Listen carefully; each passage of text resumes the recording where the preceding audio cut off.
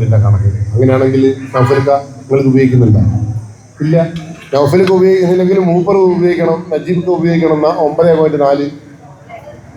അപ്പൊ 9.4 നിങ്ങൾ ഉപയോഗിക്കുന്നില്ല എന്ന് പറഞ്ഞാൽ പണ്ടാരം ഞാൻ കുടിച്ച് വെച്ചിരിക്കണം. ഇതല്ല ആരോ കുടിക്കുന്നുണ്ട് ഇവിടെ. അതാണ് നഗ്നമായ കേരള ഗവൺമെന്റിന്റെ കണക്ക്. അപ്പൊ നിങ്ങൾ കുടിക്കുന്നുണ്ടോ? അല്ലെങ്കിൽ 6 കൊല്ലം മുമ്പ് നിങ്ങളുള്ള മനുഷ്യന്മാർ തന്നെയല്ലേ ഇപ്പോഴും ഇപ്പോൾ ഇരിക്കുന്ന അതേപോലെ തന്നെ അല്ലേ? കുടിക്കുന്നുണ്ടെങ്കിൽ കുടിക്കുന്നുണ്ട്, അന്ന് കുടിക്കുന്ന അളവ് ഇപ്പോൾ കുടിക്കുന്നുണ്ട്, അത്രയല്ലേ ഉള്ളൂ. പിന്നെ എങ്ങനെ കേരളം 1-ാം സ്ഥാനത്തേക്ക് എത്തി? അവിടെയാണ് നമ്മളെ രണ്ടാമത്തെ പോയിന്റ്. അതുകൊണ്ടാണ് ലഹരിക്കെതിരെയുള്ള പോരാട്ടം ഇവിടെ വിജയിക്കാത്തത്. കേരള ഗവൺമെന്റിന്റെ കണക്ക് പ്രകാരം കേരളത്തിൽ ലഹരി വസ്തു ഉപയോഗിക്കുന്ന മനുഷ്യന്റെ പ്രായം 12 ആണ്. മനുഷ്യന്റെ പ്രായം 12 വയസ്സാണ്. നിങ്ങളെ വീട്ടിലുള്ള 8-ാം ക്ലാസ്സുകാരൻ ഈ സാധനം ഉപയോഗിക്കുന്നുണ്ടെന്ന കണക്ക്. അതുകൊണ്ടാണ് കേരളത്തിന്റെ ഗവൺമെന്റിനും മനുഷ്യന്മാർക്കും എന്തുകൊണ്ടാണ് നിയന്ത്രിക്കാൻ കഴിയാത്തതെന്ന് മനസ്സിലാക്കാത്തത്. നിങ്ങൾ ആരെങ്കിലും നിങ്ങളെ വീട്ടിലെ 8-ാം ക്ലാസ്സിലെ ചെക്കൻ ലഹരി വസ്തു ഉപയോഗിക്കുന്നത് ശ്രദ്ധിച്ചിട്ടുണ്ടോ? അവിടെയാണ് പോലീസുകാരൻ എന്ന് പറയുന്ന സാധനത്തിന്റെ പ്രസക്തി. നമ്മൾ ദിവസവും കാണുന്ന പ്രശ്നം ഇതാണ്. ഞാൻ നാദാപുരം പോലീസ് സ്റ്റേഷനിൽ നിന്ന് ഇവിടത്തേക്ക് വരുമ്പോൾ ഇന്നലെ നാദാപുരം പോലീസ് സ്റ്റേഷനിൽ 489 കഞ്ചാവ് മുട്ടായി ആ സ്കൂളിന്റെ മുമ്പിൽ നിന്ന് പോലീസ് പിടിച്ചു കൂട്ടിക്കൊണ്ടുവന്നു. 489 മുട്ടായി. അപ്പം 3-4 മാസമായാലും വിൽക്കുന്ന നടന്നു. എത്ര കുഞ്ഞുങ്ങൾ ആ മുട്ടായി തിന്നിട്ടുണ്ടാവും? ആ മുട്ടായി തിന്ന കുഞ്ഞിന്റെ അമ്മയ്ക്കും അച്ഛനും ഇത് മനസ്സിലായോ കഞ്ചാവ് മുട്ടായി തിന്നു? അപ്പൊ ഇത് കാണുമ്പോൾ നിങ്ങൾക്ക് പേടിയില്ല. ഇത് കാണുമ്പോൾ എനിക്ക് പേടിയാണ്. എൻ്റെ 5-ാം ക്ലാസ്സിലെ മോനുണ്ട്. എനിക്ക് 5-ാം ക്ലാസ്സിൽ പഠിക്കുന്ന മോൻ അപ്പുറത്തെ കടയിൽ നിന്ന് ഈ കഞ്ചാവ് മുട്ടായി വാങ്ങി തിന്നുന്നുണ്ടോ എന്ന് എനിക്ക് മനസ്സിലായോ? അല്ലെങ്കിൽ ഞാൻ മനസ്സിലായിട്ടുണ്ടെങ്കിൽ എനിക്ക് എന്ത് ചെയ്യാനാ? ഞാൻ എന്ത് ചെയ്യണം? അവനെ ഇതിൽ നിന്ന് മോചിപ്പിക്കണം.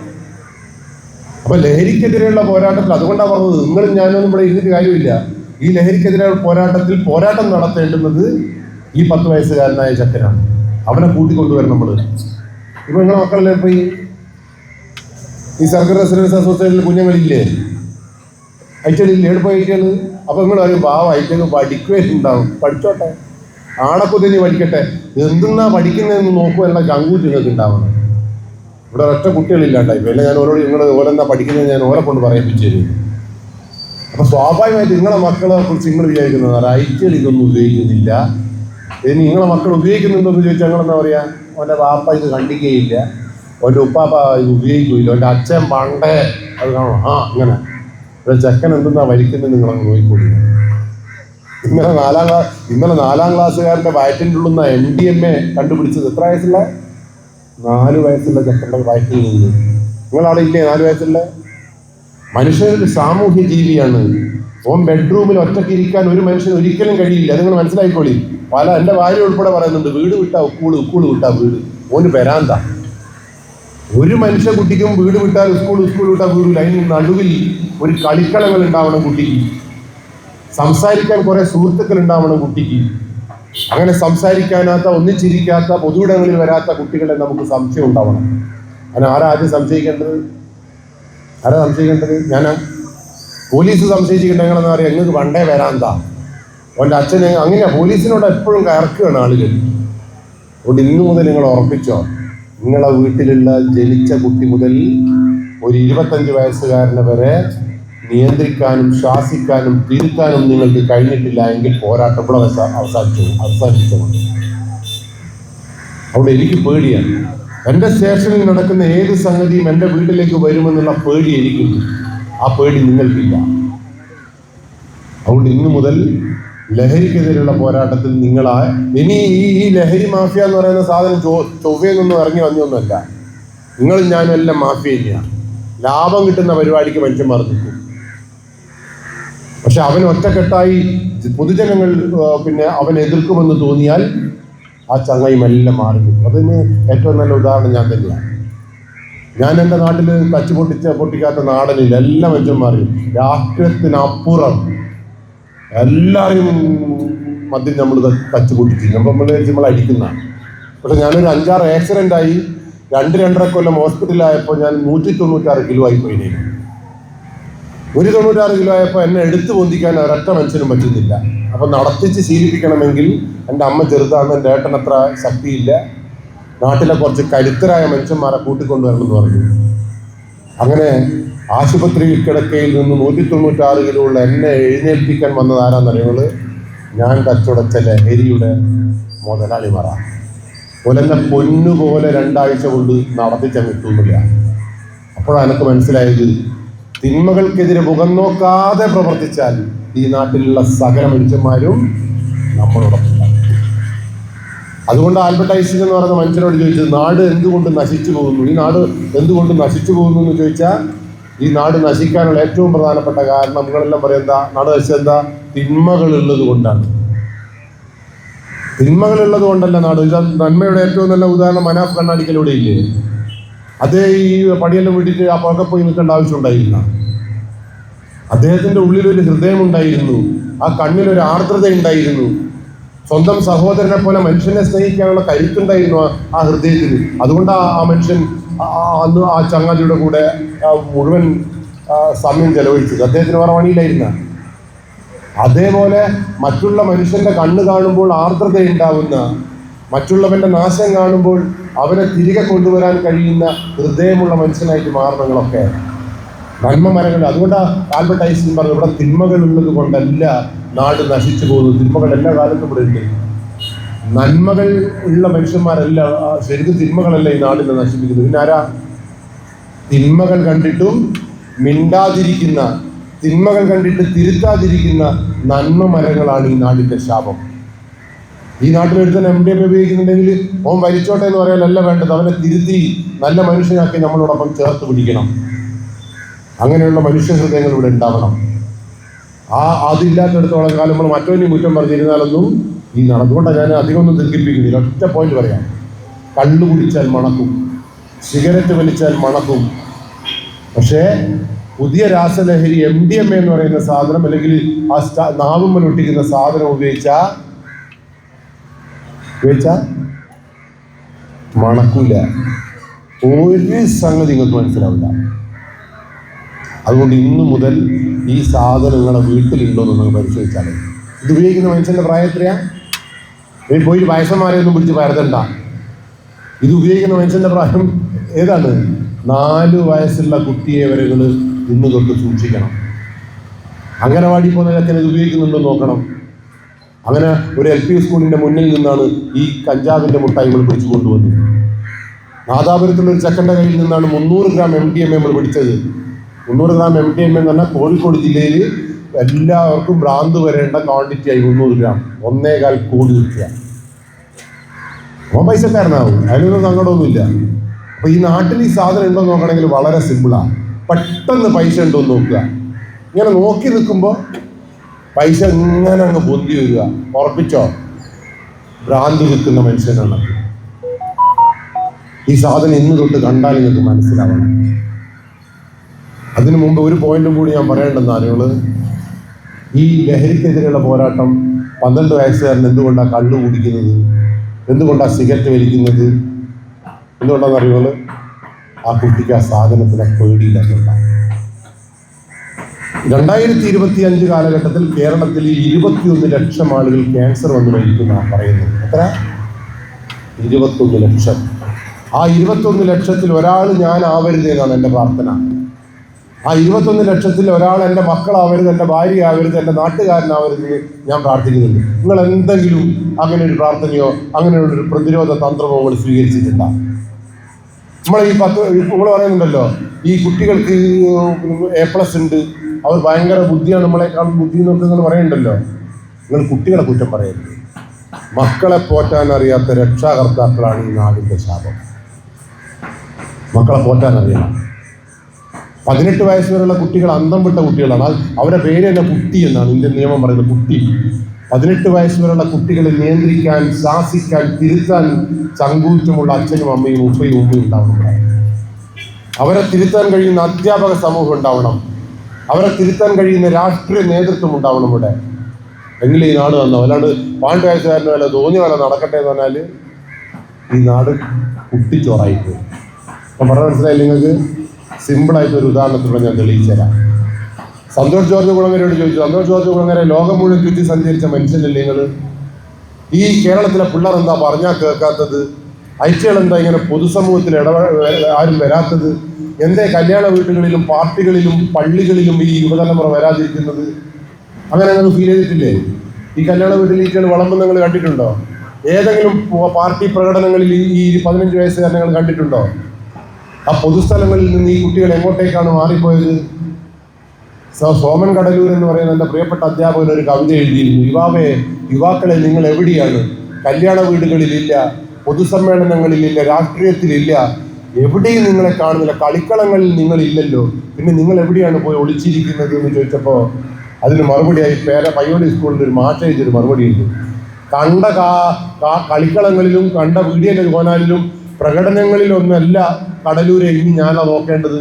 ഞങ്ങൾ ഇൻസ്റ്റഗ്രാമിലുണ്ട്, ചങ്കൂറ്റുണ്ടെങ്കിൽ ആടവാ, എനിക്ക് ഞാൻ കാണിച്ചു തരാം. അപ്പോൾ ഇവർക്ക് കുറച്ച് സ്ഥലങ്ങളുണ്ട്, അവിടെ വരുന്നുണ്ട്, അല്ലാണ്ട് ഇവർ എവിടെയും പോകുന്നില്ല എന്നൊന്നും പറയുന്നൊന്നുമില്ല. ഇപ്പോൾ റെസിഡൻസ് അസോസിയേഷൻ്റെ പരിപാടികളിൽ അച്ഛനോടും അമ്മയ്ക്കും ഈ കുട്ടികൾക്ക് വരാൻ താല്പര്യമില്ല. കാരണം എന്താ? 18 വയസ്സ് വരെ അച്ഛൻ്റെ അമ്മയുടെ തണലിലല്ലേ കുട്ടികൾ ജീവിക്കേണ്ടത്. അതുകൊണ്ട് എനിക്ക് സിമ്പിളായിട്ട് പറയാനുള്ളത്, ഈ 18 വയസ്സുകാരൻ്റെ തലച്ചോറിൽ ലഹരിയെക്കുറിച്ചിട്ടുള്ള ഭീകരത കുത്തിവെച്ചു കൊടുക്കാൻ കഴിയണം. അതിനെന്ത് ചെയ്യണം? ഈ ലഹരി ഉപയോഗിച്ച് നശിച്ച ജന്മങ്ങളെ ഈ 18 വയസ്സുകാർ, അതാണ് സന്തോഷ് ജോർജ് കൂടെ അങ്ങനെ പറഞ്ഞത്. 3 വയസ്സ് മുതൽ അംഗനവാടിയിൽ പോകുന്നുണ്ട് നമ്മളെ മക്കൾ, ഒന്നില്ലേ? 4 വയസ്സിൽ LKG, 5 വയസ്സിൽ UKG, 5 വയസ്സിൽ മദ്രസയിൽ പോകുന്നുണ്ട് നമ്മളെ കുട്ടി, 6 വയസ്സിൽ 1ാം ക്ലാസ്സിൽ പഠനം തുടങ്ങുന്നുണ്ട് നമ്മളെ കുട്ടി. അങ്ങനെ പഠിച്ച് 15 വയസ്സായിട്ട് 10ാം ക്ലാസ്സിൽ എല്ലാ വിഷയത്തിലും A+ കിട്ടിയ കുട്ടിക്ക് ഈ റോഡിലൂടെ എങ്ങനെ നടക്കണമെന്ന് അറിയില്ല എങ്കിൽ, ഈ റോഡ് എങ്ങനെ മുറിച്ച് കിടക്കണമെന്ന് അറിയില്ല എങ്കിൽ 13 കൊല്ലം കുട്ടി സ്കൂളിൽ നിന്ന് എന്താണ് പഠിച്ചത്? കള്ള് കുടിച്ചാൽ കരള് കത്തിപ്പോകുമെന്ന്, സ്ട്രോക്ക് വരുമെന്ന്, ഈ കിഡ്നി നശിച്ചു പോകുമെന്ന് ഈ 15 വയസ്സുകാരന് മനസ്സിലാക്കാൻ പറ്റിയിട്ടില്ലെങ്കിൽ പിന്നെ എപ്പോഴാണോ മനസ്സിലാക്കുക? ഉപ്പയും ഉമ്മയും അച്ഛനെയും അമ്മയും ബഹുമാനിക്കണമെന്ന് ഈ 15 വയസ്സുകാരന് മനസ്സിലാക്കിച്ചു കൊടുക്കുവാൻ നിങ്ങൾക്ക് വിലക്ക് കഴിഞ്ഞിട്ടില്ല എങ്കിൽ പിന്നെ എന്താണ്, എപ്പോഴാണ് കുട്ടി പഠിക്കുക എന്ന് ചോദിച്ചത്? ശരിയാണോ തെറ്റാണോ ആ ചോദ്യം? ശരിയാണോ? നിങ്ങളെ കുട്ടിക്ക് ഈ റോഡ് മുറിച്ച് കിടക്കുന്ന അറിയോ? നിങ്ങളെ കുട്ടിക്ക് ആകെ അറിയാവുന്ന എന്താ? ഫോൺ എങ്ങനെ മാന്തി പിടിക്കാം. ഇനി അതിൻ്റെ ആഗ്രഹം എന്താ? ഈ ഒരു ചെരമ ഇരിക്കുന്ന പോലത്തെ ഒരു ബൈക്ക് വേണം അതിലേക്ക്. എന്നിട്ട് ആ ബൈക്ക് മനുഷ്യന്റെ മുന്നിൽ കൂടി ഓടിക്കുന്നത് എങ്ങനെയാന്ന് നോക്കി നോക്കുക നിങ്ങൾ. അവരൊരു പോക്കാണ്, ഇങ്ങനെ ഒരു വാണം വിട്ട ഒരു പോക്കാണ്. മുന്നിലിരിക്കുന്ന മനുഷ്യ ജന്മത്തെക്കുറിച്ച് ആ ജന്മത്തിന് ഒരു ബോധവും ഇല്ല. അതുകൊണ്ടാണ് കള്ളിനെതിരെയുള്ള പോരാട്ടത്തിൽ ഈ ചെറിയ മനസ്സിൽ കള്ളിനെ പേടിയുണ്ടാവും. സിനിമ ടാക്കീസ് പോയിട്ടില്ല നമ്മൾ? അവിടെ കേട്ടിട്ടില്ല നിങ്ങൾ? ശ്വാസകോശം സ്പോഞ്ച് പോലെയാണ്, പുകവലി ആരോഗ്യത്തിന് ഹാനികരം, മദ്യപാനം ആരോഗ്യത്തിന് ഹാനികരം, കോസസ് ടു ക്യാൻസർ, ദിവസവും ഇതിങ്ങനെ പറഞ്ഞുകൊണ്ടിരിക്കുക. എന്നിട്ടാണ് 12 വയസ്സുകാരൻ സിഗരറ്റ് വലിക്കുന്നത്. പക്ഷെ ആ 12 വയസ്സുകാരനോട് ഇവിടെ ഒരു തീ ഇട്ടിട്ട് അതിൽ തുള്ളും പറ, ഒരു 12 വയസ്സുകാരനും തീയിൽ തുള്ളൂല. തുള്ളുവോ? ഓനോട് എലിവിഷം കുടിക്കാൻ പറഞ്ഞാൽ ആ കുട്ടി കുടിക്കുമോ? കുടിക്കൂല. പക്ഷെ അവൻ കള്ളു കുടിക്കും, സിഗരറ്റ് വലിക്കും. എന്തുകൊണ്ട്? അവിടെയാണ് നമ്മളെ ഈ ഞാൻ പറഞ്ഞ ലഹരിക്കെതിരെയുള്ള പോരാട്ടം. സിഗ്മണ്ട് ഫ്രോയിഡ് പറഞ്ഞൊരു പോയിട്ടുണ്ട്. ഈ കുട്ടിക്ക് ഇതിനെ പേടിയില്ലാത്തതിന് കാരണം കുട്ടിക്ക് 4 വയസ്സാകുമ്പോൾ എല്ലാ കാര്യങ്ങളും മനസ്സിലാകുന്നുണ്ട് പോലും. രാവിലെ 6 മണിക്ക് എണീക്കണമെങ്കിൽ കുട്ടി ഞങ്ങൾ 4 വയസ്സ് മുതൽ എണീപ്പിക്കണം. സിഗരറ്റ് വലിക്കരുത് മക്കളെന്ന് ആഗ്രഹിക്കുന്നുണ്ട് 4 വയസ്സ് മുതൽ ഒരു പ്രതിരോധം അതിൽ സൃഷ്ടിക്കണം.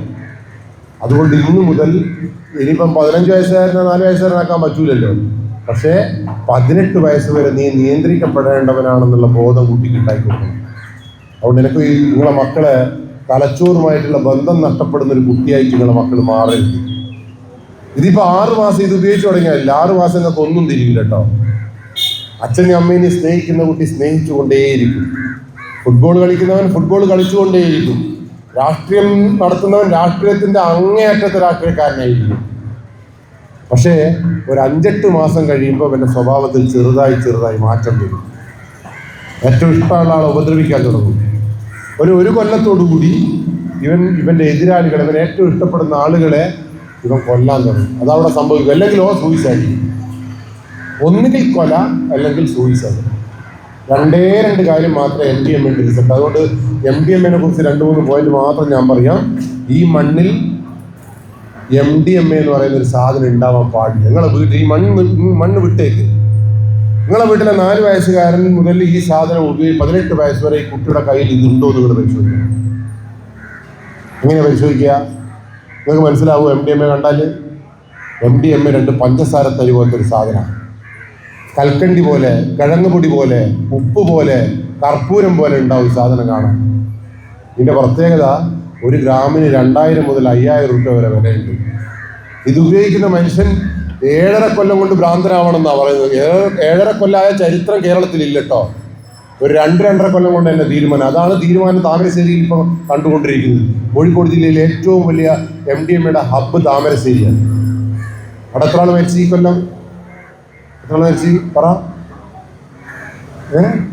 ഷഹബാസ് മരിച്ചോ? പിന്നെ ആ സുബൈദ എന്ന് പറയുന്നൊരു ഉമ്മ മരിച്ചോ? ഷിബിലി മരിച്ചോ? ഒരു മീൻക കച്ചവടക്കാരൻ മരിച്ചോ? അങ്ങനെ 7ഓളം മരണങ്ങൾ നടന്നിട്ടുണ്ട്. അതുകൊണ്ട് എനിക്ക് ഇങ്ങോട്ട് പറയാനുള്ള എന്നറിയോ, ഇനി ഏറ്റവും നല്ല ഒരു കൊലപാതകം കണ്ടത് തിരുവനന്തപുരത്ത് വെഞ്ഞാറമൂടിൽ അഫാൻ എന്ന് പറഞ്ഞൊരു ചെക്കനുണ്ട്, കേട്ടിട്ടുണ്ടോ? റിപ്പർ ചന്ദ്രന് ശേഷം കേരളം കണ്ട ഏറ്റവും ഭീകരനായ കൊലപാതകി ആരാന്ന് ചോദിച്ചാൽ ഞാൻ പറയും അഫാനാണ്. അവൻ ആരൊക്കെയാണ് കൊല്ലാൻ ശ്രമിച്ചത്? അവൻ്റെ ഉമ്മേനാ. ആദ്യത്തെ ഹാമർ കൊണ്ടുള്ള അടി കൊടുത്തത് അവൻ്റെ ഉമ്മക്ക. പക്ഷേ ആ ഉമ്മ ചുമരുമ്പ കൂടി ഇങ്ങനെ ഇറങ്ങി താഴെ ഇറങ്ങി കണ്ടപ്പം പണ്ടാരക്കാലം വിചാരിച്ച് മരിച്ചു ചെയ്തു. പക്ഷെ ഉമ്മ മരിച്ചില്ല. പിന്നീട് അവൻ കൊന്നത് 9ാം ക്ലാസ്സിലെ ചെക്കന്, അവൻ്റെ ഏറ്റവും അടുത്ത അന്യനെയാണ്. കൊലപാതകങ്ങളെല്ലാം നമ്മളോടെല്ലാം ചെയ്തു പോകും ചില സമയത്ത്, നമ്മളെ വികാരത്തിൽ അടിമപ്പെട്ട്. പക്ഷേ രണ്ടാമത്തെ നിമിഷം നമുക്ക് പശ്ചാത്താപം ഉണ്ടാവും. ഈ അഫാൻ എന്ന് പറയുന്ന കൊലപാതകയ്ക്ക് പശ്ചാത്താപം ഉണ്ടായിട്ടില്ല. 36 കിലോമീറ്റർ യാത്ര ചെയ്ത് 5 തട്ടുകടകളിൽ നിന്ന് 6 ചായ കുടിച്ചിട്ടാണ് ഓൻ പോലീസ് സ്റ്റേഷനിൽ പോയിട്ട് പറഞ്ഞത് ഞാൻ കുറച്ചാളെ കൊന്നിക്കുന്നുണ്ട്. ഇത് ചാര നമ്മുടെ 7 ആളെ കൊല്ലം ഞാൻ വിചാരിച്ചത് 5 ആളെ ആയിക്കുള്ളൂ. ആ അഫാൻ എന്ന് പറയുന്ന സംഗതി ലഹരിക്കെതിരെയുള്ള പോരാട്ടത്തിൽ കേരളത്തിന് കാണിച്ചു കൊടുക്കാവുന്ന ഏറ്റവും വലിയ മാതൃകയാണ്. ഒരു മകന് ഉമ്മയെ തലക്കടിച്ച് കൊല്ലാൻ പറ്റുമെന്നുള്ള ഏറ്റവും നല്ല പാഠം നൽകിയത്. അതുകൊണ്ടാണ് ലഹരിക്കെതിരെയുള്ള ബോധവൽക്കരണം സക്സസ് ആണോ എന്ന് ചോദിച്ചാൽ ലഹരിക്കെതിരെയുള്ള ബോധവൽക്കരണം കൊണ്ട് നമുക്ക് നാട് തന്നല്ലോ. പക്ഷേ ഇത്തരം സംഭവങ്ങൾ അറിയുന്ന എൻ്റെ മുമ്പിലിരിക്കുന്ന ഏതൊരമ്മയ്ക്കും ഏതൊരു ബാപ്പായ്ക്കും സ്വന്തം മോൻ ഹാമർ കൊണ്ട് തന്നെ അടിച്ചു കൊല്ലുമെന്നുള്ള ബോധം ഉണ്ടാവണം. അങ്ങനെ അഫാൻ എന്ന് പറയുന്ന ചങ്ങാതി ഉമ്മയെ കൊല്ലാൻ ശ്രമിച്ചപ്പോഴാണ് ഉമ്മ പറഞ്ഞ വർത്താനം കേട്ടിനോള്. ഈ ചങ്ങാതി 3 അടി തലക്കടിച്ചിട്ട് ഭാഗ്യത്തിന് മരിച്ചില്ല. ഉമ്മയോട് പോലീസ് ചോദിച്ചു നിങ്ങളാ മകൻ അടിച്ചു കൊല്ലാൻ ശ്രമിച്ചോ എന്ന് ചോദിച്ചപ്പോൾ ആ ഉമ്മ പറഞ്ഞു എന്നെ ആരും അടിച്ചിട്ടില്ല, ഞാൻ കട്ടുമ്പോൾ ഉരുണ്ട് താഴെ വീണാന്ന്. അതുതന്നെയാണ് കേരളത്തിന്റെ ശാപം. തിന്മകൾ കണ്ടിട്ടും തിരുത്താൻ കഴിയാത്ത, അതിനെ മനസ്സിലാക്കാൻ കഴിയാത്ത, മനസ്സിലാക്കി കൊടുക്കാത്ത രക്ഷാകർത്താക്കളാണ് ഈ നാടിന്റെ ശാപം. എൻ്റെ മോൻ ഒന്നും ചെയ്യില്ല എന്ന് എല്ലാവരും പറയുന്നത്. അവിടെ ഇന്നു മുതൽ സ്വന്തം തല എല്ലാവരും സൂക്ഷിച്ചോളൂ. ഉറങ്ങുമ്പോൾ പോലും ഹെൽമെറ്റ് വെച്ചോളൂ. കാരണം എന്തെന്ന് എപ്പാ സംഭവിക്കുമെന്നൊന്നും പറഞ്ഞു. എനിക്ക് തലക്ക് വെച്ചിട്ട് കാര്യമില്ല. സുബൈദന്റെ കഴുത്തിനാ വെട്ടിയത്. അവിടെ സുബൈദന്റെ ഒരു കഥ കൂടി പറയാൻ പറ്റും. സുബൈദനെ കേട്ടിട്ടുണ്ടോ? 22ാമത്തെ വയസ്സിൽ ഭർത്താവിനാൽ ഉപേക്ഷിക്കപ്പെട്ട ഭാര്യയുടെ പേരാണ് സുബൈദ. അവൾക്കൊരു ആൺകുട്ടി, പൊന്നുപോലെ നോക്കിയെടുത്തു ആ കുട്ടീനെ. നാട്ടുകാരൊക്കെ പറഞ്ഞു നിങ്ങൾ വേറെ കല്യാണം കഴിക്കുന്നവരപ്പോൾ സുബൈദ പറഞ്ഞു ഈ മോനെ ഞാൻ വളർത്തും. അങ്ങനെ എൻ്റെ എല്ലാ ആഗ്രഹങ്ങളും ഞാൻ ഈ ചെക്കനിലൂടെ ഈ സമൂഹത്തിൽ ഞാൻ അവനെ പഠിപ്പിച്ച് വളർത്തുന്നൊക്കെയാണ് പറഞ്ഞത്. 12ാമത്തെ വയസ്സിൽ ഈ ചെക്കൻ ചെറുതായി ലഹരി ഉപയോഗിച്ചിരുന്നു പോലും. ആരൊക്കെയോ ഈ അമ്മയോട് പറഞ്ഞു ചെറുങ്ങനെ ഉപയോഗിക്കുന്നുണ്ടെന്ന് പറഞ്ഞപ്പോൾ ആ അമ്മ പറഞ്ഞതെന്നറിയാം, എൻ്റെ മോൻ അങ്ങനെ ഉപയോഗിക്കില്ല, ഓനത് പറ്റൂല, ഞാൻ അങ്ങനെ അവനെ പോറ്റുന്നത്. പക്ഷെ 17 വയസ്സായപ്പോൾ ഒരമ്മയ്ക്ക് മകനിൽ നിന്ന് വരാൻ പാടില്ലാത്ത വല്ലാത്ത പ്രശ്നങ്ങൾ ഈ അമ്മയ്ക്ക് വന്നപ്പോഴാണ് ആ അമ്മക്ക് മനസ്സിലായത് എൻ്റെ മോൻ എന്തോ ലഹരി ഉപയോഗിക്കുന്നുണ്ട്. അങ്ങനെ ആ മകനെ തൻ്റെ സമ്പാദ്യങ്ങൾ മുഴുവൻ ഉപയോഗിച്ചുകൊണ്ട് ബാംഗ്ലൂരിലുള്ള ഒരു റീഹാബിലിറ്റേഷൻ സെൻ്ററിൽ കൊണ്ട് ചികിത്സ നടത്തുക അമ്മ. അങ്ങനെ അമ്മയ്ക്ക് അടിയന്തരമായിട്ടൊരു ചികിത്സ നേടിയിട്ടുണ്ട്, ഒരു ഓപ്പറേഷൻ. ആ അമ്മ പറഞ്ഞ മറുപടി ഒന്നാണ് ഡോക്ടറോട്, ഒരു 2 മാസം കൂടി വെയിറ്റ് ചെയ്തൂടെ ഡോക്ടറെ, അപ്പോഴേക്കും എൻ്റെ മകൻ ചികിത്സ കഴിഞ്ഞ് പുറത്തു വന്നാൽ എന്നെ ചികിത്സിക്കാൻ, എന്നെ നോക്കാൻ എൻ്റെ മോനുണ്ടാവുമല്ലോ. പക്ഷേ ആ ഡോക്ടർക്ക് 2 മാസം കാത്തിരിക്കാൻ പറ്റിയില്ല, ഓപ്പറേഷൻ ചെയ്യേണ്ടി വന്നു. നോക്കാൻ ആളില്ലാത്ത ആ ഉമ്മ അടുത്ത വീട്ടിലാണ് താമസിച്ചത്. അടുത്ത വീട്ടിലെ സുഹൃത്താണ് ഈ അമ്മയെ നോക്കിക്കൊണ്ടിരുന്നത്. അങ്ങനെ ഈ ചെക്കൻ നാട്ടിലേക്ക് വന്നപ്പോൾ ഇവൻ നേരെ പോയത് അടുത്ത വീട്ടിലേക്കാണ്, അവൻ്റെ ഫ്രണ്ടിൻ്റെ വീട്ടിലേക്കാണ്. ഫ്രണ്ടിൻ്റെ വീട്ടിലുള്ള ചോദിച്ചു ഉമ്മേനെ കാണാൻ പോകുന്നില്ലടാ. അവൻ പറഞ്ഞു പോകണം, ഇവിടെ കൊടുവാൾ കിട്ടുമോ? എന്തിനാണെന്ന് ചോദിച്ചാൽ പറഞ്ഞു വീടിൻ്റെ പരിസരം ഒന്ന് വൃത്തിയാക്കാൻ. അപ്പോൾ ഇവർ പറഞ്ഞതെന്നറിയോ, നല്ല ചെക്കനാട്ടോ, ട്രീറ്റ്മെൻറ്റ് നടത്തിയിട്ട് സൂക്കാടെല്ലാം മാറി ഉമ്മേനെ വീട്ടിലേക്ക് കൊണ്ടുപോകേണ്ട പരിപാടി ഉണ്ടോ? എല്ലാവരും സന്തോഷത്തോടു കൂടി നിന്നപ്പോൾ അവൻ അരയിൽ കുടുവാൾ കൊണ്ട് വൃത്തിയാക്കാൻ പോയപ്പോൾ ഉമ്മ ഇവനെ കണ്ടപ്പോൾ കിടക്കയിൽ നിന്ന് എഴുന്നേക്കാൻ കഴിയാത്ത ഉമ്മ എണീറ്റ് നിന്ന് എഴുന്നേറ്റിരിക്കാൻ ശ്രമിച്ചപ്പോൾ അവൻ എന്താ ചെയ്തെന്നറിയോ? ഈ കൊടുവാൾ കൊണ്ട് കഴുത്തിൽ 6 വെട്ടങ്ങ് വെട്ടി.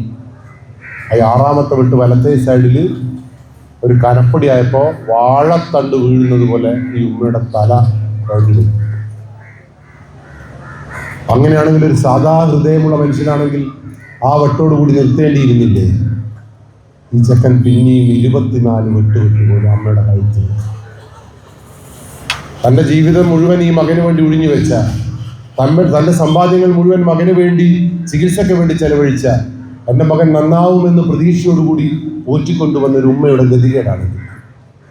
അവിടെയാണ് ഈ അങ്ങനെ തന്നെ ഈ കൊടുവാളും കൊണ്ട് പോലീസ് സ്റ്റേഷനിലേക്ക് വരിക. ഓൻ ഓടിക്കളഞ്ഞില്ല കേട്ടോ. പോലീസ് സ്റ്റേഷനിലേക്ക് ആത്മാഭിമാന ബോധത്തോടു കൂടി വന്ന് കസേലയിൽ ഇരുന്നിട്ട് പോലീസിനോട് പറഞ്ഞു, ചെറിയൊരു കൊലപാതകം നടത്തി. പോലീസ് ചോദിച്ചു, ആരാ? എൻ്റെ ഉമ്മേനാ.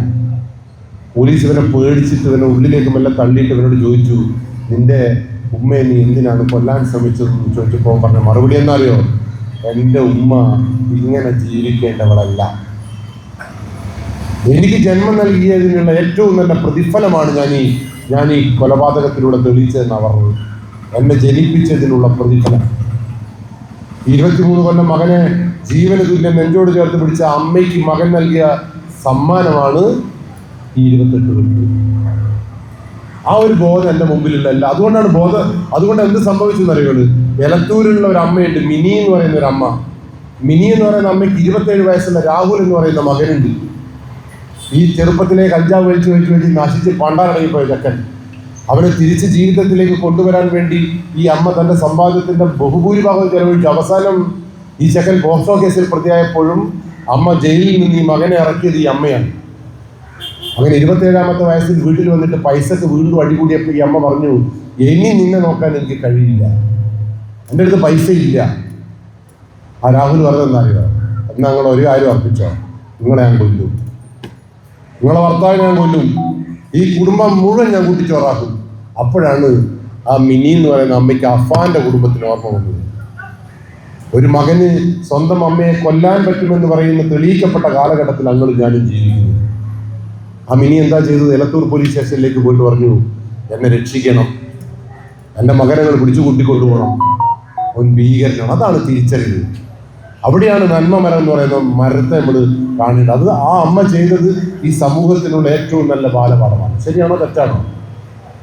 അപ്പോൾ ഈ പൈസ കൊടുക്കാത്ത ചങ്ങാതി പൈസ എപ്പോഴും കൊടുത്തിട്ട് ഒരു ദിവസം കൊടുത്തിട്ടില്ലേ വെട്ടുമെങ്കിൽ നിങ്ങൾ എന്തിനാ പിന്നെ ജീവിക്കുന്നത്? അപ്പോൾ സ്വാഭാവികമായിട്ട് ഇന്ന് മുതൽ ഈ പ്രശ്നങ്ങൾ നിങ്ങളെ വീട്ടിലുണ്ടോ എന്നുള്ളതാണ് നിങ്ങൾ നിരീക്ഷിക്കേണ്ടത്. അല്ലാണ്ട് നിങ്ങൾ അങ്ങോട്ടേലുള്ള പ്രശ്നങ്ങളൊന്നും നിങ്ങൾ നിരീക്ഷിക്കേണ്ടേ. അതുകൊണ്ട് ഈ 18 വയസ്സിന് താഴെയുള്ള മനുഷ്യജന്മങ്ങളെ നിങ്ങൾ ഇന്ന് തൊട്ട് നിയന്ത്രിക്കണം. ഇനി ഈ കൊലപാതകത്തിന് മുമ്പ് താമരശ്ശേരി മറ്റൊരു കൊലപാതകം നടന്നിരുന്നു. നിങ്ങളും ഞാനും ഒന്നും അറിയാത്തൊരു കൊലപാതകം. ആ താമരശ്ശേരി മീൻകച്ചവടം നടന്ന റോഡിന്റെ സൈഡിൽ മീൻകച്ചവടം നടത്തുന്ന ഒരാൾ മരിച്ചിരുന്നു. അറിഞ്ഞു ഞങ്ങൾ? അയാളെ കൊന്നതാരാ?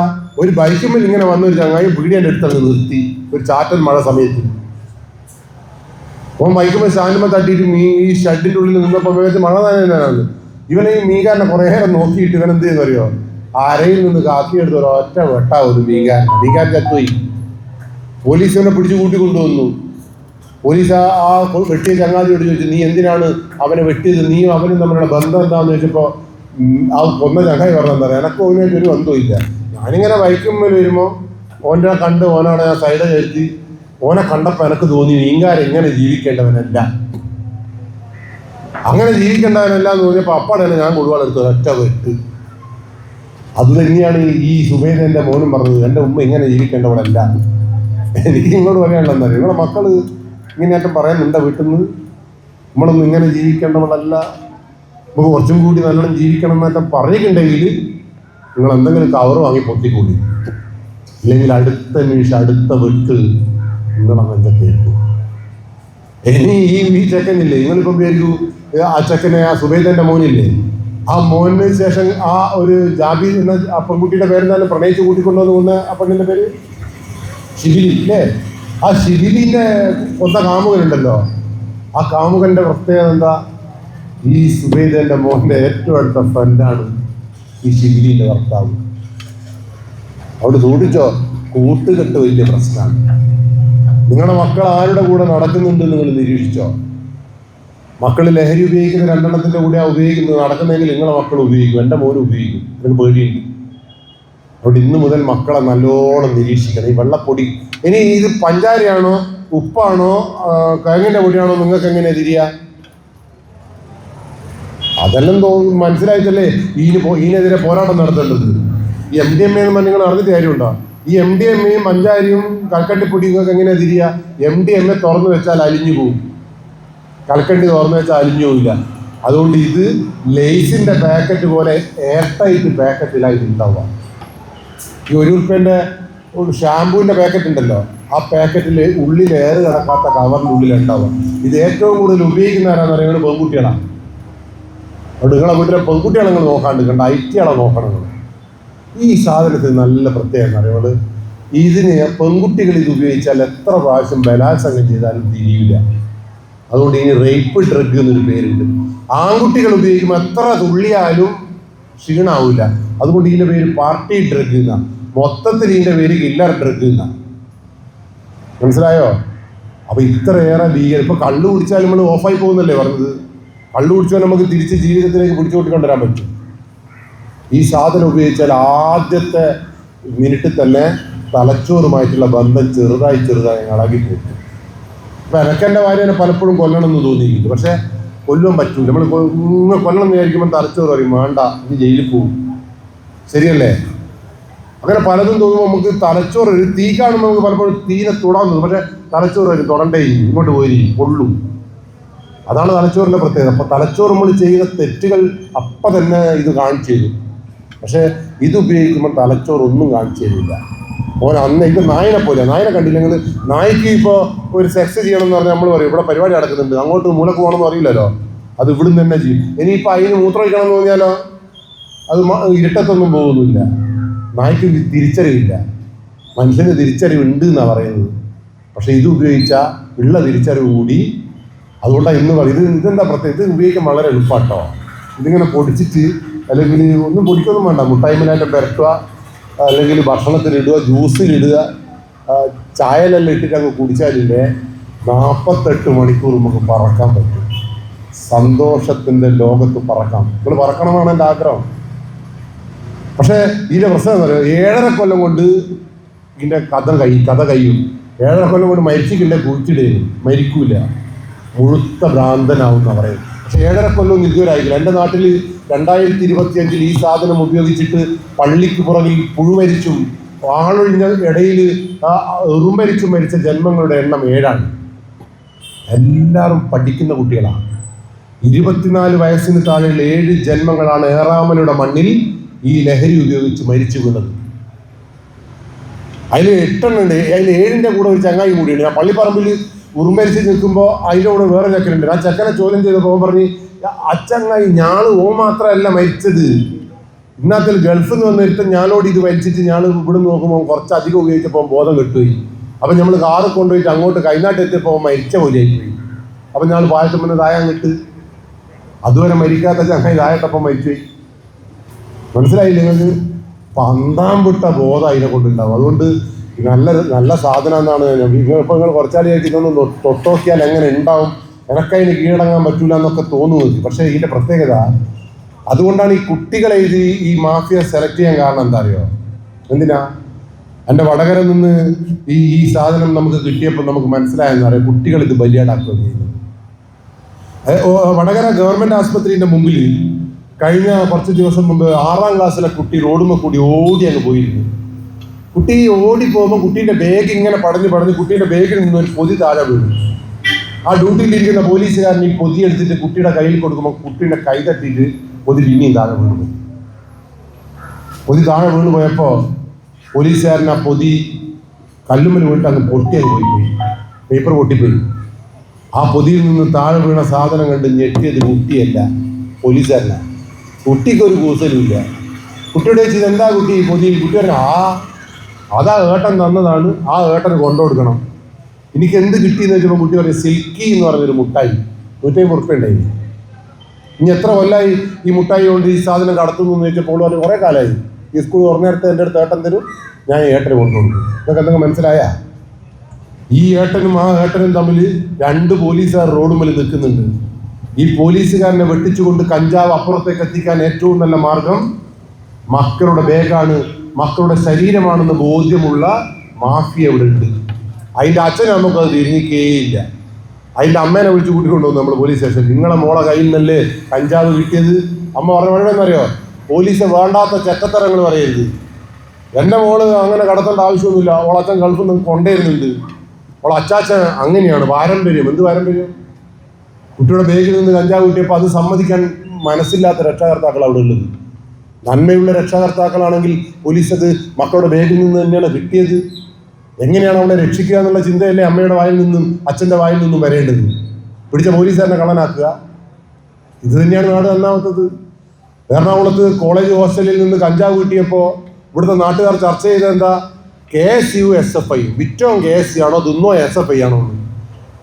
KSUക്കാരന് കഞ്ചാവ് തിന്നാൽ മരിച്ചുപോയില്ലേ? SFIക്കാരൻ തിന്നാൽ നന്നാവാണോ ചെയ്യുക? അവിടെ KSU SFI ഇല്ല. അവിടെ നമുക്ക് ഈ ലഹരി കോളേജ് ക്യാമ്പസിൽ ഉണ്ടെങ്കിൽ അവിടുത്തെ വിദ്യാർത്ഥികൾ മുഴുവൻ നശിച്ചു പോകുമെന്നുള്ള ബോധം ഉണ്ടാകേണ്ടടുത്താണ് രാഷ്ട്രീയത്തെ കൊണ്ടുപോയി നശിപ്പിച്ചത്. ശരിയാണോ തെറ്റാണോ?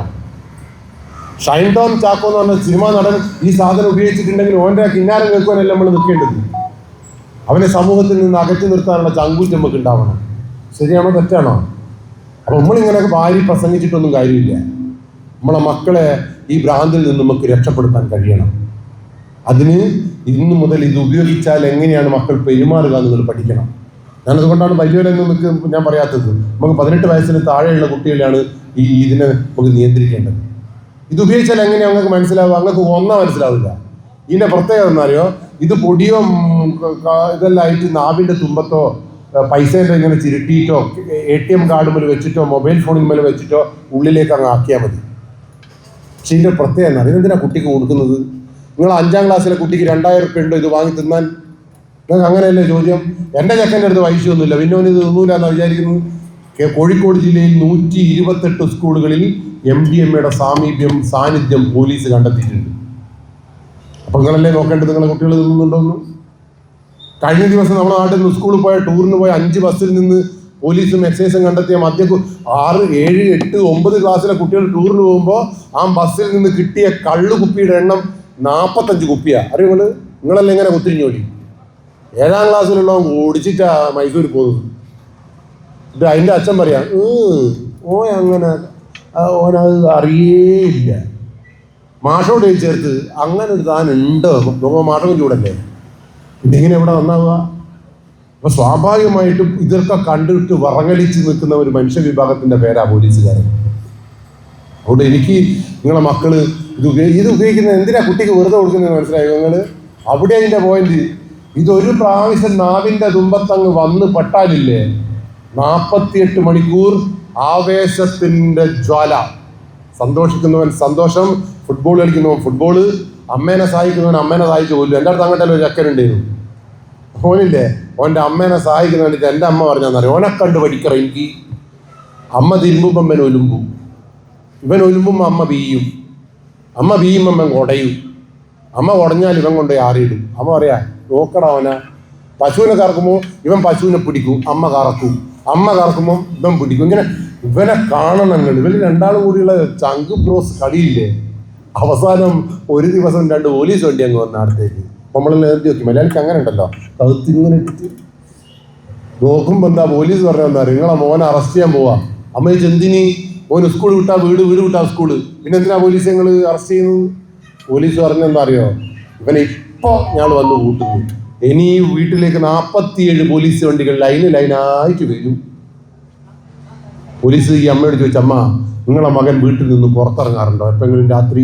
പറഞ്ഞു ഒരിക്കലുമില്ല. പോലീസ് CCTV കാണിച്ചു കൊടുത്ത് ഈ പണ്ടാരക്കാലിന് നട്ടപ്പാരൊക്കെ നടക്കുന്നത്. അമ്മ പറഞ്ഞു ഇടക്കല്ലോ പോവും, മോൻ്റെ ഫ്രണ്ടിൻ്റെ പെങ്ങളെ കല്യാണത്തിന് പോക്കുണ്ട്, പിന്നെ മരുവൻ്റെ ബർത്ത്ഡേക്ക് 2 കൂടി പോയി. അങ്ങനെ പോയാൽ തിരിച്ചു വരുത്തുണ്ടോ നിങ്ങളെ മോൻ എന്ന് ചോദിച്ചപ്പോൾ അമ്മ പറഞ്ഞതെന്നറിയാം, മോനില്ലേ നല്ലോനാട്ടോ. മോൻ പറഞ്ഞതെന്നറിയാം, അമ്മ ഞാൻ രാത്രി ഇപ്പം പോവല്ലോ കല്യാണത്തിന്, ഇപ്പം തിരിച്ചു വരുന്ന 1 മണിയാകുമ്പോൾ ഞാൻ രാത്രി വാതിലിന് മുട്ടുമ്പോൾ അമ്മ ഉറക്കം ഞെട്ടിയിട്ട് വാതിൽ ഉറക്കണ്ടേ? അപ്പം ഞാനൊരു കാര്യം ചെയ്യാം, അമ്മ 5 മണി വരെ ആടെ തന്നെ കിടക്കാം. എന്നിട്ട് 5 മണിക്ക് ഞാൻ വന്ന് വാതിലിന് മുട്ടിയാൽ അമ്മ വാതിൽ തുറന്നു തരണം. അപ്പം നമുക്ക് രണ്ടാക്കും കൂടി മിറ്റടിച്ചു വാരിയിട്ട് അങ്ങ് തുടങ്ങാലോ. അമ്മ വിചാരിച്ച് തങ്കു ചെക്കൻ തന്നെ. അമ്മയുടെ ഉറക്കം മുട്ടാതിരിക്കാൻ കൊതിക്കുന്ന ഹൃദയമുള്ള വിശാല മനുഷ്യനെന്നൊക്കെ ആര് വിചാരിച്ച്? ഈ അമ്മ വിചാരിച്ച്. ഈ ചെക്കൻ എപ്പോഴും രാത്രി ഒരാഴ്ച കൂടുമ്പോൾ പോകുന്നെടുത്താണെന്നറിയോ? വണ്ടീൻ്റെ ബാറ്ററി കപ്പേ. ഈ വണ്ടി ആടിയും വേണ്ടി നിൽക്കുമ്പോൾ ബാറ്ററി കട്ടണ്ടുവാ. ബാറ്ററി കട്ടിട്ട് എന്തിനാ ബാറ്ററി വെക്കുന്നത്? ഇവൻ MDMA വാങ്ങണം പോലും. അപ്പൊ ഈ അമ്മയ്ക്ക് ഇതുവരെ മനസ്സിലായി. അതാ ഞാൻ പറഞ്ഞത്, ഈ അമ്മയ്ക്ക് ആ നിമിഷം വരെ മനസ്സിലായിട്ടില്ല. അപ്പൊ എൻ്റെ അമ്മയോട് ഞാൻ പോയി ചോദിച്ചു, അല്ലമ്മ ഓനെപ്പോലെ ഞാൻ ചെയ്യണോ? ഞാൻ ലേശം ഒലിമ്പി തരട്ടെ അമ്മ എന്ന് പറയുമ്പോൾ ചേലക്കാണ്ട് ഓടുന്നു പറഞ്ഞു. മനസ്സിലായില്ല? അപ്പൊ സ്വാഭാവികമായിട്ടും അങ്ങോട്ടല്ല ചെക്കൻ കളിക്കുന്ന വേണ്ടിയിട്ടൊന്നും നമ്മളെ കളി വേണ്ട. നമ്മളെ മക്കളെ നമ്മൾ സ്നേഹിക്കണം.